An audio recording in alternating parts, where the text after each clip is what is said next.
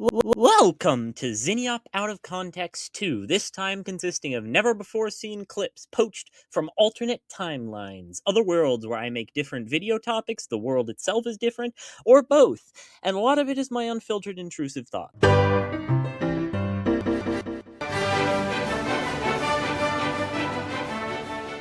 Now, even if mammals had survived the Cretaceous extinction, the niche they were in was very precarious. Some modern theories say they even did survive, only to later be snuffed out by the prevalence of carnivorous flowering plants. So, to survive, they would need to snatch up the roles left by dinosaurs before crocodiles make it back on land, i.e. get really big. Square cube law dictates bigger legs, and since heterodonty is one of their biggest characteristics, it probably makes sense to grow tusks or something. This is probably a reasonable guess at a modern-day mammal. You've obviously heard the statistic that the average person swallows 8 spiders a night, which is more than a little misleading. It kind of suggests that it's at least normal around 8, or even skewed, but it's practically bimodal. Most nights you won't swallow any spiders, but if you do swallow one, well, it's never just one because they enter mouths for mating, but once you have the first pair, the pheromones attract more and more spiders, leading to a spiraling feedback loop, and we end up with a real spike at like 30 or 40 spiders a night. Obviously, I'm not going to say love between gay people is worse than love between straight people, though I've never been gay, so I can't definitively rule it out. But what we can do is stop looking for the correlation between these two. Marriage can't be about romantic love, which makes sense. We are all brothers and sisters in Christ. So what, you're falling in love with your sibling? Side eye. Point is, marriage must be about something else, and the only difference between these two pairings is the ability to have kids. Really, marriage, and by extension sex, have to be perfectly correlated with bearing children. Point being, if a man and a woman have sex and love each other, that's pretty gay. Myxococcus is a bacteria, of which there are a lot, and they don't have many defining traits. That being the case, they're often named after where they were found. This one was found in Taumatapakatangi Hangako Ao o Tamatea Turipu Kakapiki Mangahoro no Kupo Kaife Nuaki Tanatahu. Now, with its short vowel and voiceless consonants, the F word is very kiki, plus its usage clearly delineates between the active and passive participants, both of which lean towards a more violent term. More importantly for this video, it's from a Proto-European root peut, which means to hit or strike, and still did up through Old English. It's cognate with pugilism, which is a term for, like, fist-fighting sports. It is written, a man leaves his father and mother and is united to his wife, and they become one flesh. Now, should this verse really be interpreted literally? Yes. Now it is written, for dust you are, and to dust you will return, hearkening back to how man was made out of dust in Genesis 2:7. And in verse 22, what do we learn that women are made of? A lot of animals are named after celebrities, and these continue to age poorly. This beetle is named after Stephen King, this wasp is named after Willie Nelson, this deep-sea fish is named after Kurt Cobain, and so is this fossilized mollusk, which is much less cool. This family of lobopodians was named after PewDiePie, which, I mean, it really should have been obvious that a YouTuber wasn't going to age well. So, as you can see, he has a giant mouth of sharp teeth. As anyone who's been bitten by a moth can attest, they do have quite the outsized fangs. But these aren't located on their primary jaw, but rather the smaller pharyngeal jaws down in the throat, which are only visible when the pharynx is averted to bite. Поэтому нам нужно другое, чтобы дифференцировать нас. Что, если мы закладываем несколько дыр в горле? Окей, ладно, может и нет, но мы отложим это на потом. Окей, теперь мертвый груз расстался, и мы можем закладывать дыры в горле. И также оставлять орган туда, который выделяет слизь, и также вырастить хвост и хребтина. И может быть нервный корд, прошедший на спине, нежели протостомов, у которых обычно есть на передних. И глаза, чтобы мы могли видеть далекие вещи. Electric eels aren't even eels. They're more closely related to catfish. And like catfish, they can breathe just fine in air. Fortunately, electric charge doesn't carry that well in air, and they don't have legs anyway, so they're more commonly found in quicksand, which is mostly water anyways. I just really don't think it's fair that the bottoms get to insert their fetishes into everything, and people think it's funny to talk about getting stepped on or liking the kind of woman that will just straight up kill them, but when I talk about my sadism, it's disturbing. Not that I don't like tall women too, but I'm trying to see that tall tree get chopped down, if you know what I'm saying. No Hutu. I mean, reptiles aren't the worst at this, considering males also have a cloaca. It's just that they happen to be able to avert it, so it's not the craziest idea. But the problem is the same as with all of them, which is that Intromission is the man going inside the woman, so the pseudopenis would actually reinvert when she gets aroused, which is similar to what we see in hyenas.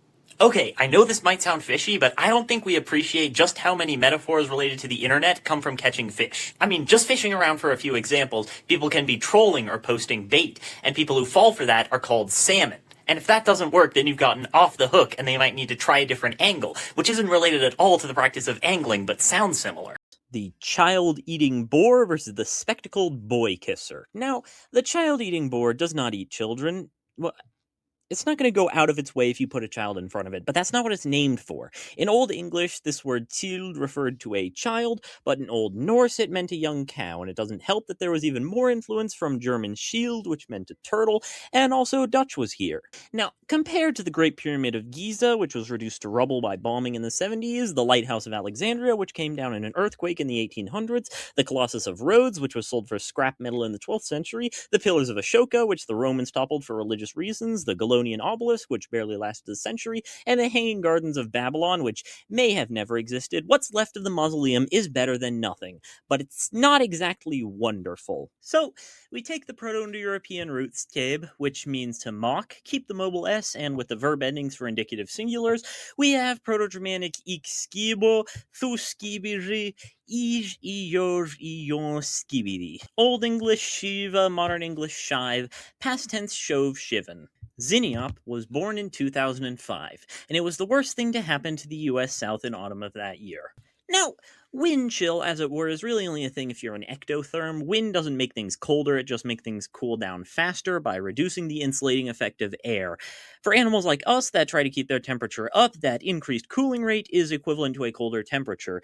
But in cold-blooded animals, they don't really care because they just acclimate to the environment and stay there. That's part of the reason why pterosaurs survived subsonic windstorms while birds went extinct, but it's also just that they're so much bigger. I mean, sure, Vox won the poll, but that was before Season 2, and Angel Dust had a serious glow-up. I mean, I didn't get it in the first season, but now I do. There's a particular shot in Has Been Guarantee with his little sweater and smile. He's so cute. I love him. But anyways, white genocide. Now, Proto-Amerindian had the unique sound "ha," which I didn't pronounce correctly and can't without their unique deviated glottis. This was lost in modern languages, especially in the north, where invasions from across the Bering Strait bred in a population without it as a physical option, but we can still see register distinctions like the Basque whistled speech in Descendants nowadays. I would say the best matchup for Quest Mage is Celestial Alignment Druid, just because you can get your mana cheat online at the same time, but you gain cards instead of losing them, but it's not super bad against aggro. That's always been the curious spot Quest decks occupy in the meta, being super control-y until they come online in the mid-game.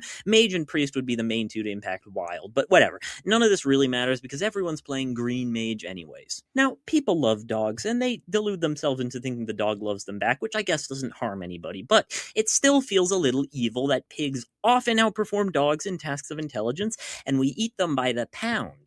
Of course, I said I don't have ethical reasons, I just don't eat them because I don't like how ham tastes, and beef is destroying the planet, and chicken is mostly fine, actually. Beyond that, I don't really have a dog in this fight, just like you don't have a dog that's going to heaven. Consider how groups combining both male and female objects are often referred to as male. Strange, isn't it? How can male plus female equal male? Oh, you dolt. 'Tis simple arithmetics. Male is, at least in theory, 100% male, while female is 0%.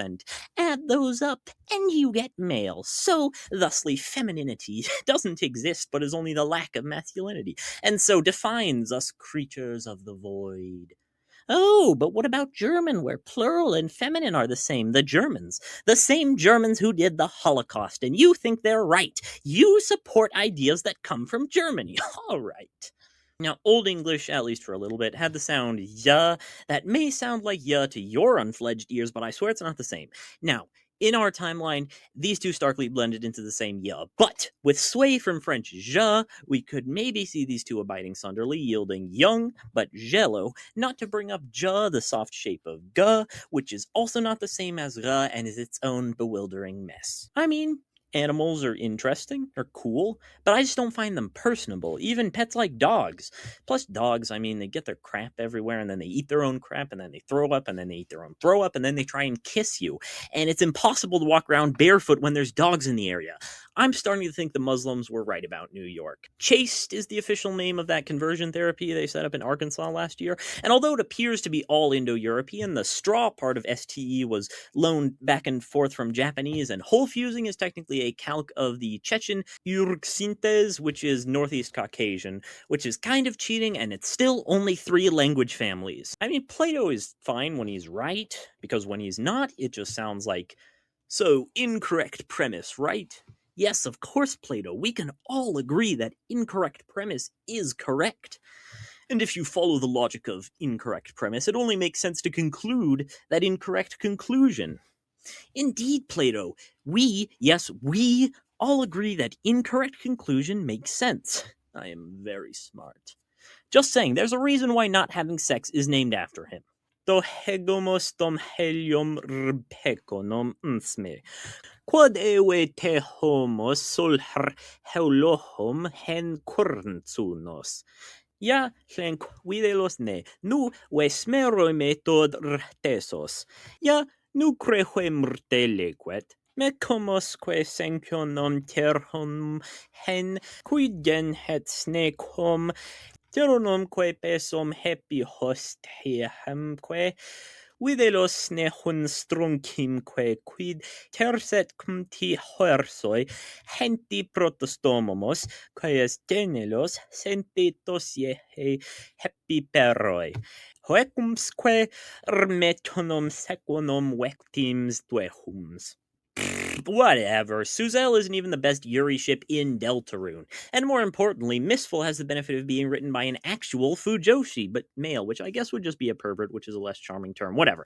Back to Yaoi. The name is a little misleading because the cream of the crop is men's love, not boys. The best animal is hard to rank, so we'll start by establishing some candidates. Blue whales are the biggest, which is a metric, I guess. Cows have the highest biomass. Humans are pretty indisputably the masters of the planet. Giraffes are tall, plus they have the highest rate of homosexual behavior, which is based. The worst animal is a lot easier to rank, because the New Mexico whiptail lizard is comprised entirely of foids. To be clear, there's nothing in the Bible that says getting horny to gay porn and jacking off is against the rules.